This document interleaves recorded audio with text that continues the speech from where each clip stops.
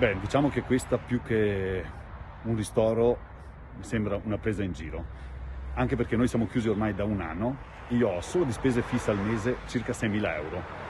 quindi con i 2.000 euro capisci che non me ne faccio proprio niente e quindi ho preferito lasciarglielo. Di fronte a un ristoro che ristoro non è, la decisione di Yuri è stata netta, totalmente in linea con quanto fatto fino ad oggi nella sua palestra Maser, divenuta simbolo della protesta del mondo del fitness, palestre e piscine che stando alle ultime norme dovrebbero riaprire il 5 marzo, ma il condizionale è sempre più d'obbligo, lo stesso Yuri ci crede poco. Secondo me prima di fine marzo, inizio aprile noi non apriamo, anche perché per il governo abbiamo già capito che il nostro settore è proprio l'ultimo dei pensieri,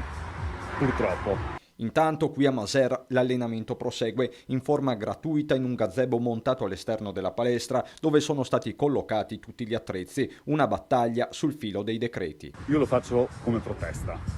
e quindi è tutto gratuito e lo faccio per tutti gli appassionati di questo sport e non solo per i nostri iscritti,